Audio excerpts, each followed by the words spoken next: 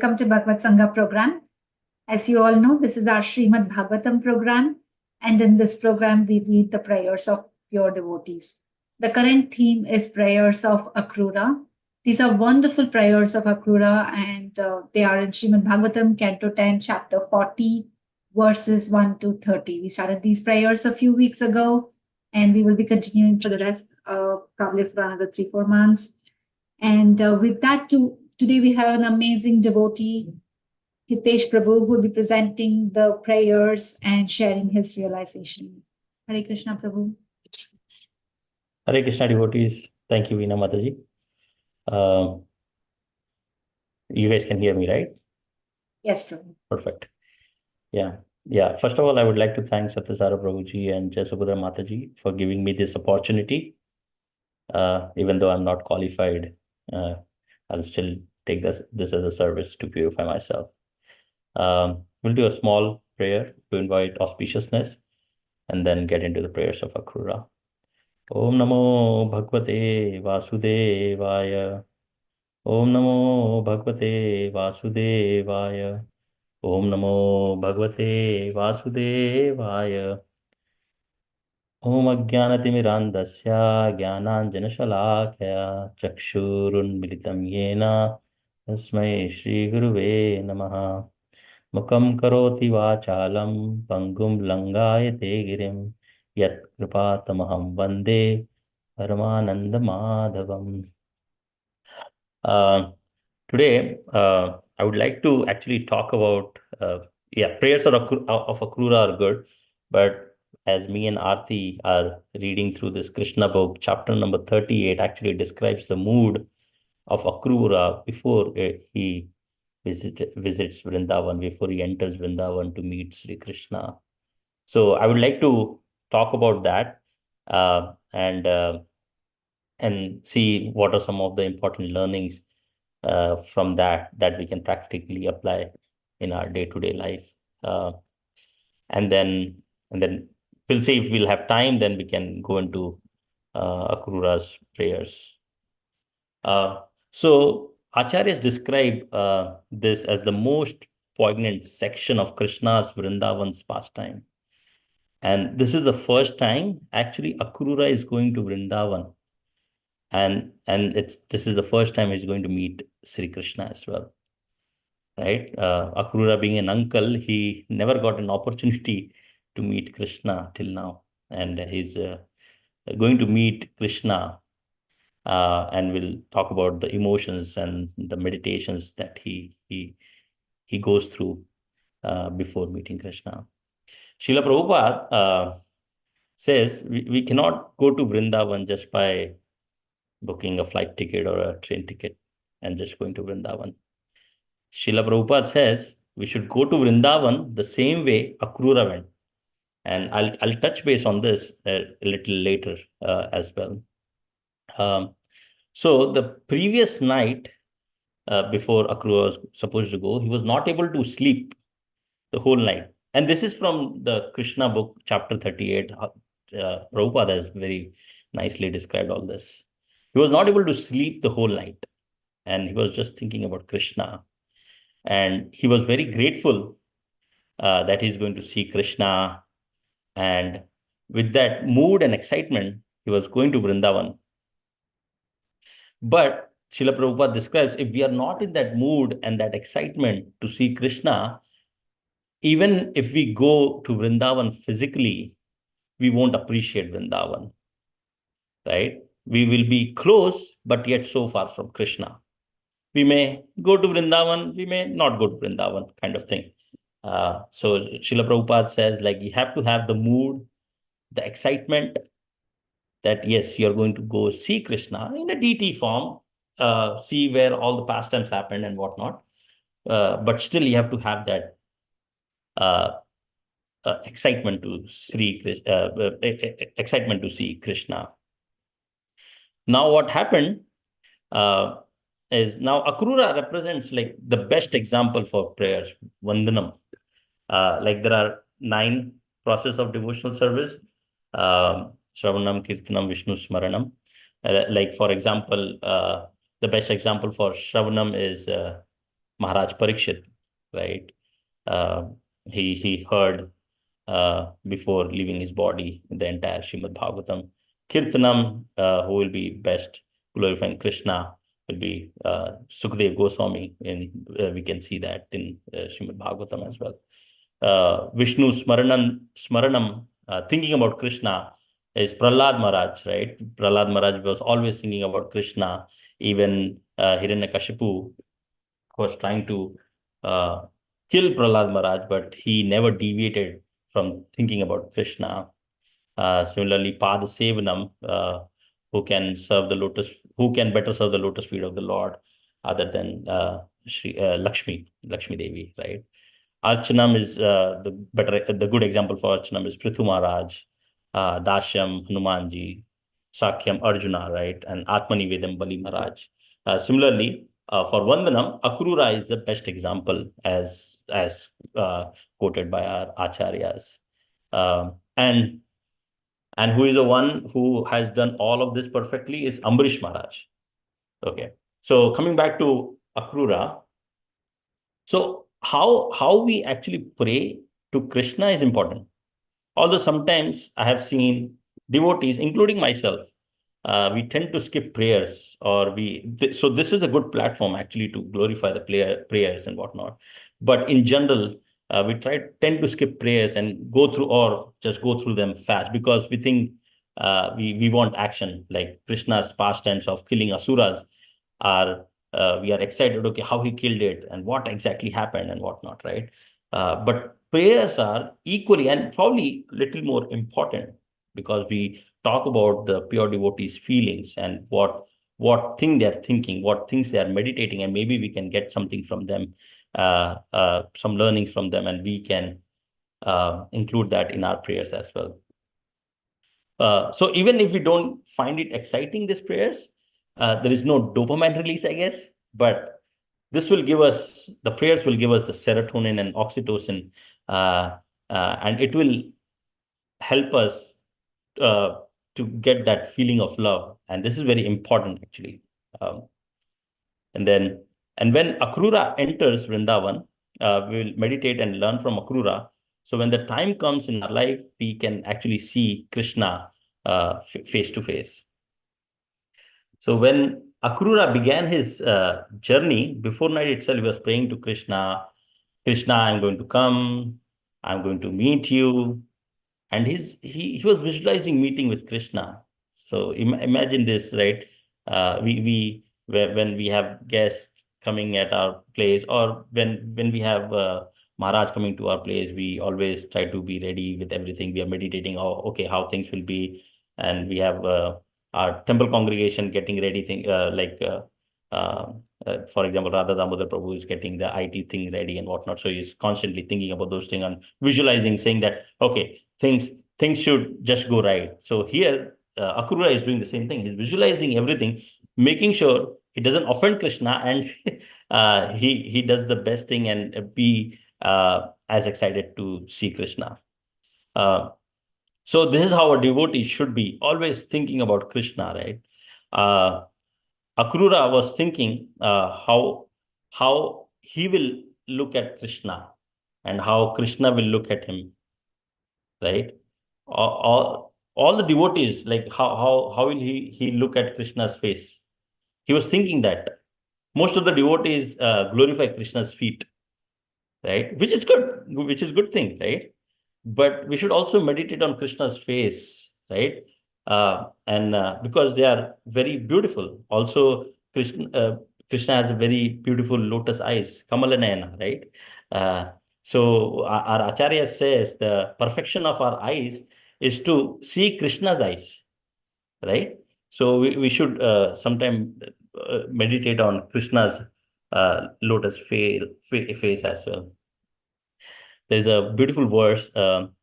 Akshanvatam phalamidam na param vidama sakhya pashunanu viveshayoto vyayasye vaktram vrajesha shutayor anavenu justam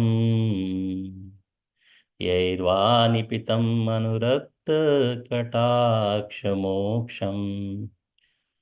So this is basically a wonderful song sung by gopis. So this is part of Srimad Bhagavatam, and this is actually part of Venu Geet, right? The gopis are singing beautiful players to glorify Krishna. So what is this saying? It's saying Akshanvatam. Akshanvatam is basically eyes, phalam. So perfection. So it's saying the perfection of eyes is idam. Idam means this, right? So the perfection of eyes is this, and they are saying na param vidama, right?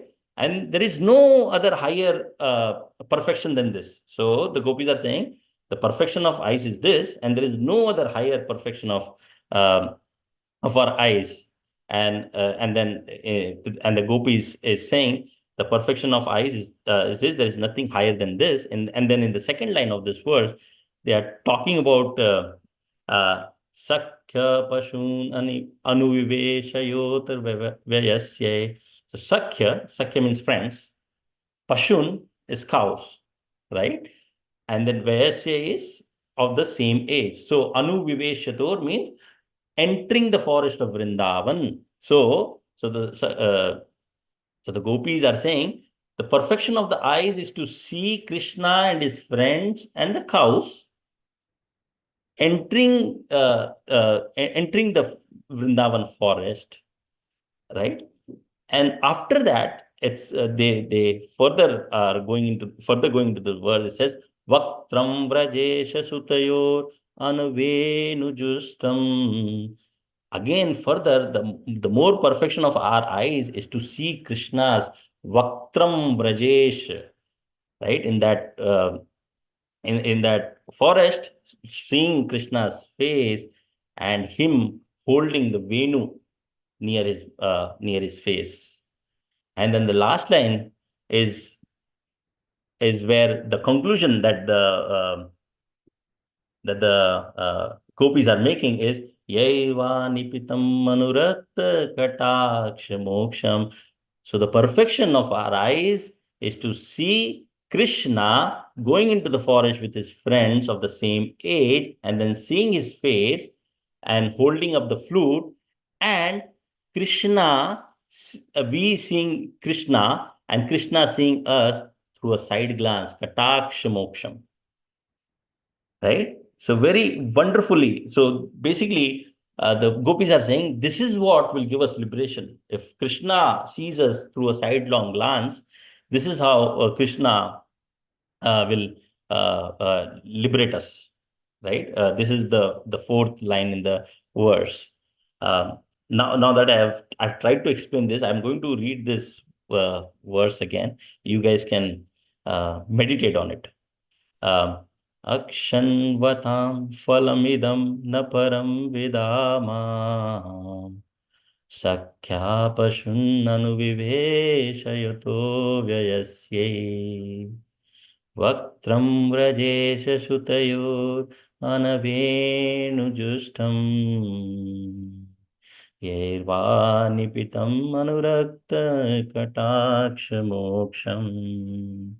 And this Kataksha Moksha, the sidelong glance, there is a beautiful Radha Kripa Kataksh Stotra mantra I would recommend you all to read. And by the way, if you want to read this shloka, this is in Srimad Bhagavatam, 10th canto, 21st chapter, 7th verse. And then you can read it when you have time, you can meditate on this as well, right? Because if you meditate on the verse while singing, then we are actually associating with Krishna, because Srimad Bhagavatam itself is Krishna himself, right? Okay, coming back. So Akrura was meditating on Krishna's beautiful eyes. And then Akrura started to think, what have I done to meet Krishna, right? Uh, have I done any charity? He started thinking, like, what in this world that I've done to see Krishna? What austerities I've done? What pious activities I've done? Have I done any worship? Right? Have I basically what have I done to see Krishna today? So this is again meditation, right?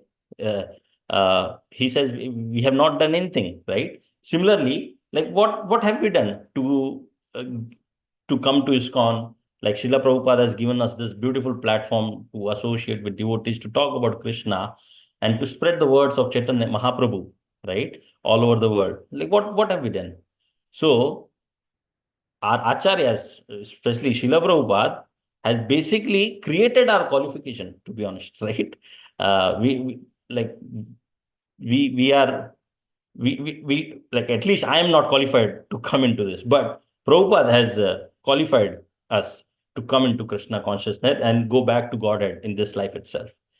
Right? This was Prabhupada actually said to one of the devotees that because the devotee asked Prabhupada similar situation as Akrura. Prabhupada, what have I done to come to Krishna consciousness? Prabhupada said, I have created your qualification. Just chant, follow four regulative principle, and you'll go back to Godhead. This is the confirmation from Srila Prabhupada. Srila Prabhupada ki jai. And as Akrura was meditating on this, he realized one thing. He's totally unfit to see Krishna. And in Srimad Bhagavatam, in 10th canto, 38th chapter, 4th verse, Akrura says, Mamaita durlabham manya uttama shloka darshanam Vishayatmano yatha brahma kirtanam shudra janmana. So the translation by Srila Prabhupada is, since I am a materialistic, this is Akrura saying, since I am a materialistic person absorbed simply in sense gratification, I think it is difficult for me to have gotten this opportunity to see Lord Uttama Shloka as it would be for one born a Shudra to be allowed to recite the Vedic mantras. So Akrura here is referring Krishna by using the word Uttama Shloka. Now, what does that mean? One who is glorified in the best poetry is called Uttama Shloka, and that is what Krishna is. Like we should write poetry that should glorify Krishna, right? Like Kamalanana Prabhu wrote a poetry that glorified Lord Chaitanya Mahaprabhu, right? That is so wonderful. So we should do that as well. So when we think that I'm not qualified, then we are actually qualified. Our humbleness will actually qualify us because Krishna is seeing our sincerity, our humbleness, our simplicity to qualify us. This is the meditation of on our inadequacy for Krishna, right? But Krishna knows how to uplift up your devotee, just like Prahlad Maharaj, right? Krishna was there for Prahlad Maharaj all the time, right? Here, Akrura is thinking that he is unqualified, but by grace of Krishna, he knows he is going to be uplifted.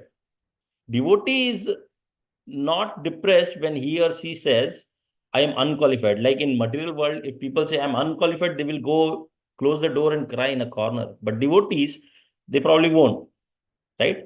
But they get excited that Krishna is watching and I should be able to see Krishna by his mercy one day, right? So devotee is also excited for that.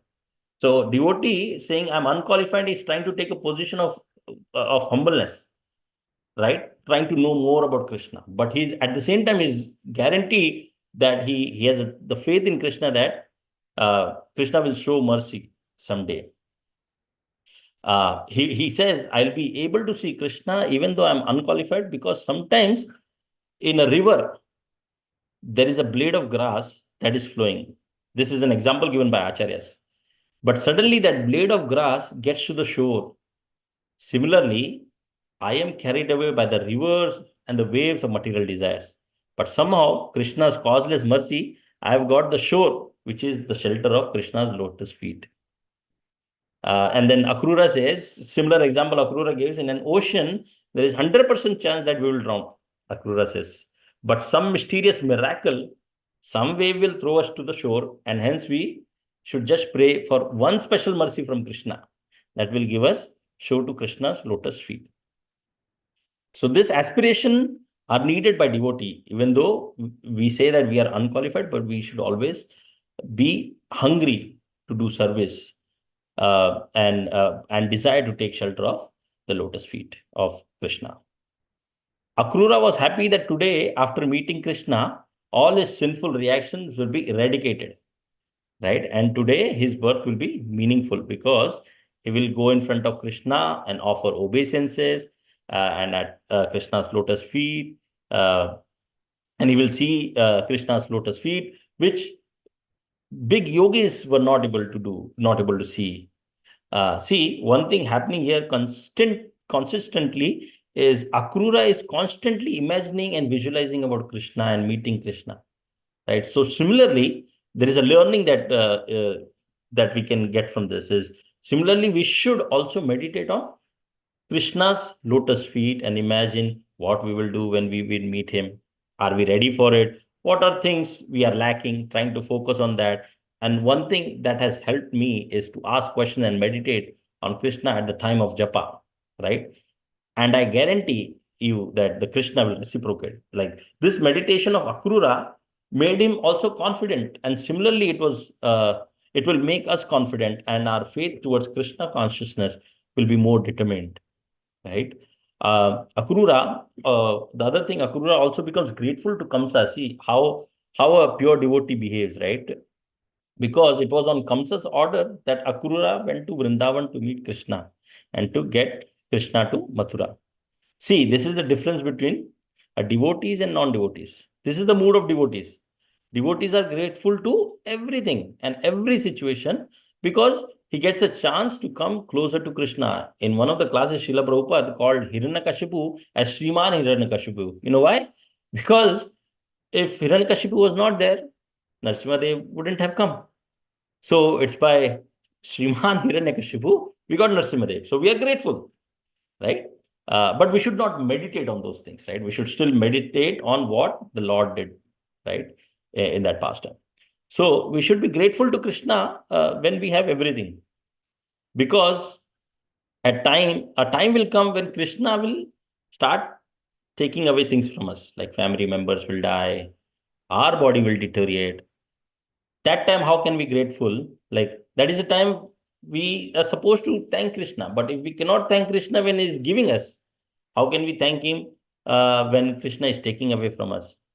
So Akrita is also teaching us to start thanking now, right? Now, Akrura was also thrilled at the prospect of seeing Krishna. He said he will see Krishna's lotus feet, which is worshipped by Lord Brahma, Lord Narada, etc. I'm going to see Krishna's face, Krishna's forehead, Krishna's nose, Krishna's tilak on forehead, like this. Can you imagine? He's thinking all those things. Like we basically, we when we try to go meet someone, we don't think about those things, right? Like Akrura, look at his simplicity here. Like he's thinking of such a minute detail like this. Akrura was meditating on the form of Krishna. Krishna has beautiful form. Srimad Bhagavatam says in fourth canto, 8th chapter and 45th verse, Prasada vibhukan shashvat prasanna vadine sunasham subruvam charu kapolam surasundaram tarunam ramani yagnam arunokte shanadharam pranatashrayanam nirnam sharanyam karunanavam. So here, wonderfully, the form of Lord is described herein. The Lord's face is perpetually very beautiful and pleasing in attitude. To the devotees who see him, he appears never to be displeased, and he is always prepared to award benedictions to them. His eyes is nicely decorated eyebrows, his raised nose, and his broad forehead, and are all beautiful. He is more beautiful than all the demigods. Narad Muni in the second verse continues, the Lord's form is always youthful. Every limb and every part of his body is properly formed, free from defects. His eye and lips are pinkish like rising sun, like it says, Arunokshate Shadharanam. He's always prepared to give shelter to the surrendered soul, and anyone so fortunate as to look upon him feels all satisfaction. The Lord is always worthy to be the master of the surrendered soul, for he is the ocean of mercy. We never see Krishna in paintings where he's morose, right? He's always blissful, like he's always happy. His plays his flute, right? Now that we have enough to meditate on Krishna's form, and the best time to meditate, this is the best time to meditate on Krishna's form, like Akrura was describing. I described a verse, and I describe about the eyes, uh, why we should meditate on eyes and whatnot. So we have a couple of words. So what we can do is to meditate on Krishna's form. And to meditate on Krishna form, japa is the best time, because that is our personal time with Krishna. And hence, we should also get up early in the morning, as our concentration is to the peak. But as the day progress, we won't be able to meditate on Krishna's form. We will only meditate on our problems in life, or the chores that need to be taken care of once the japa is done, right? When we do attentive chanting and always glorify Krishna, then this world becomes a good place. We should not allow any other thing to come in our mind, right? I know this is tough, but we should be practicing it every day, right? And one day for sure we will achieve it, right? If we have a goal in mind and if we work towards it, for sure Krishna will help and we'll get better at it, right? And once we achieve it, any problems will look small, right?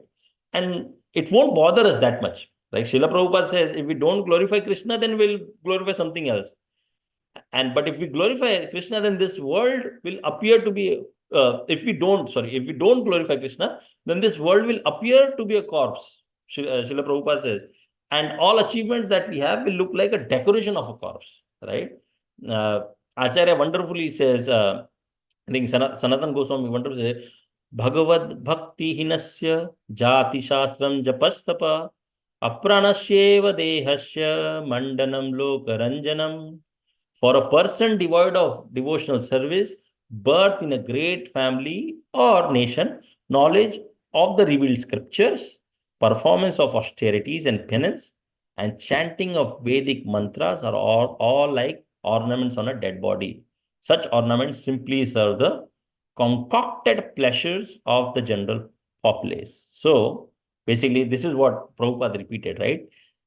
If we don't glorify Krishna, it's basically everything will be look like a corpse, and whatever our achievements are, it will be decoration to that corpse. So Sanatana Goswami says, if there is no Bhagavad Bhakti, Jati, Shastra, Japa, Tapa, all thing you do is like a dead body and decorate on a dead body. And it is like a decoration on a dead body. So like that, Akrura is still meditating, is going on a chariot and going to Vrindavan. Actually, to go to Vrindavan, to Mathura, should not take more than half an hour or to an hour. But Akrura is so much absorbed in the meditation that he is not able to go fast. He's meditating on the smallest thing like nose, the tilak on the forehead, and how he will see Krishna, how he will offer obeisances, how Krishna will put his lotus hand on my head, etc. Right? Now he's meditating on Krishna's hand. He says those who meditate on Krishna's feet get Krishna's hand.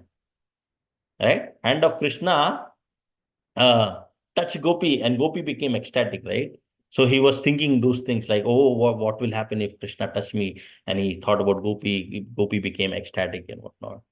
So now all this meditation that Akrura was doing gave him confidence to meet Krishna. Even though he was going as a messenger of Kamsa, Krishna knew his intentions. Krishna would understand.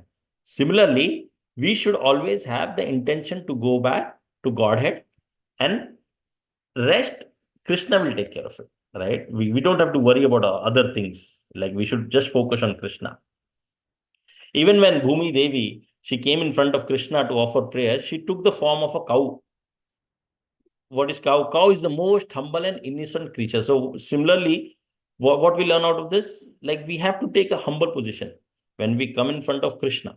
Prabhupada says we have so many layers of ego, pride, identification, intelligence, and we have so many positions that we have taken. That's why we cannot enjoy with Krishna. We have to be free from all this designation. We have to remove all these layers and be fixed in the identity that Jivera Swarupa Hoy Krishnera Nityadash. Krishna, I am not a Grahastha Brahman. Naham Vipro na cha Narapate Pate Napi Vaishyo na Sudro. Naham Varni na cha Grihapate na Vanastho Yatirva. Kintu Prodyan Nikhila Paramananda Purnamratabdhe Gopi Bhartu Pada Kamalayo Dashanudasha Dasha. I am not a Brahmana, I am not a Kshatriya, I am not a Vaishya or a Shudra, nor I am Brahmachari, a householder, a Vanaprastha or a sannyasi.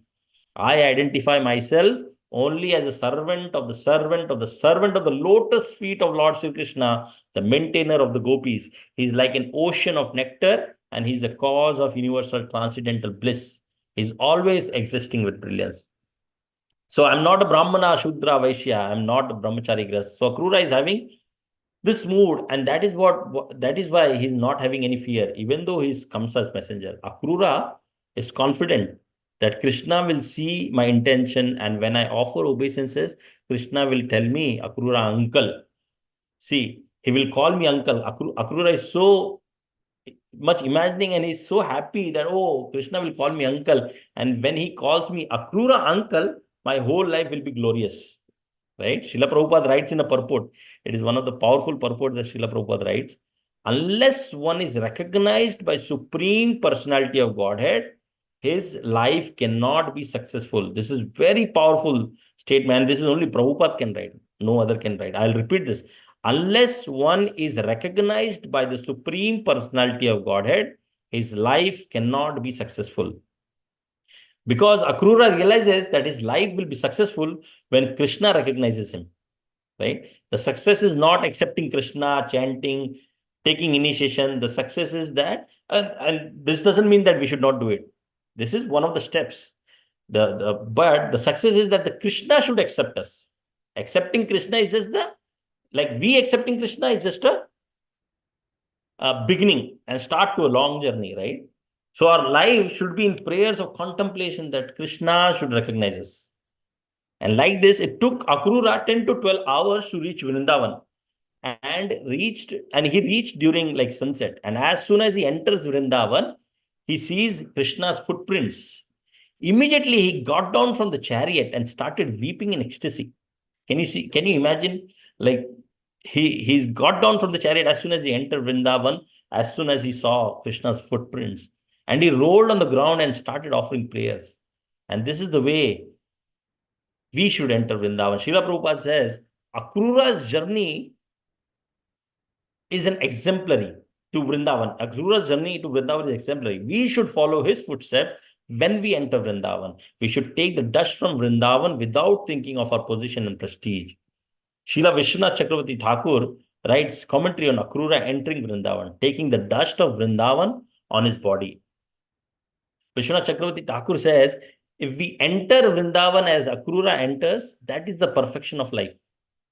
And he also says, entry of Akrura in Vrindavan is very special because Akrura gave up three things when he was rolling into the Raj, the dust of the Vrindavan. And that is what we have to learn from Akrura's example. And we learn these three things, we will also get Krishna's embrace. So what are the three things that Akrura gave up? Was pride, because he was minister of Kamsa. He was at a big position, and minister rolling on a dust. We don't see any minister rolling on dust here in this age of Kali, right? So he gave up the false pride. Similarly, we have to give up false pride. Fear, because he could have this fear that when Kamsa would come to know that I'm actually loving Krishna and excited to see Krishna and happy to visit him, Kamsa can get angry on Akrura. And the third and the very most important thing that Akrura gave up was sorrow. Because he could be lamenting for his wife and children, because if Kamsa realizes that Akrura is loving Krishna, Kamsa could create problem for my wife and children in Mathura.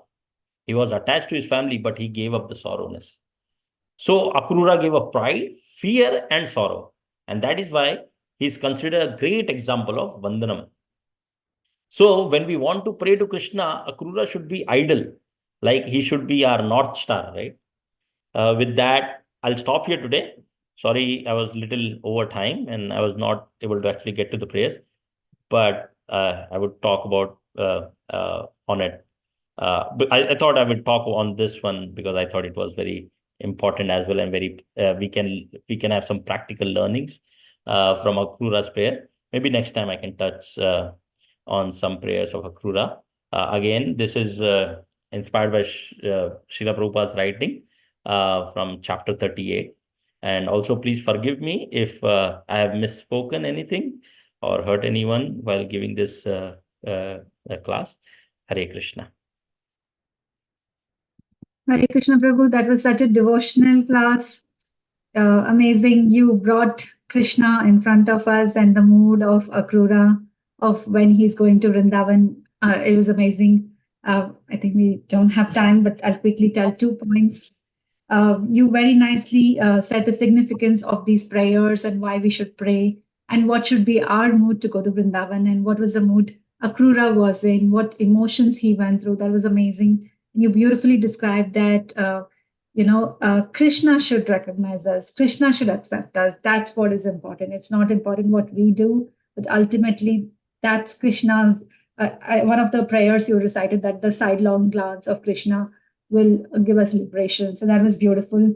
And the other point which caught my attention was we have no qualification, but due to the mercy, causeless mercy of Srila Prabhupada, we can go back to Krishna this very lifetime. So we are so fortunate for it. And morning japa is a time for us to meditate on Krishna. Thank you, Prabhu. That was so wonderful. I really wish we had more time. You were speaking with so much of your devotion and heart into it. It was wonderful. Thank you so much.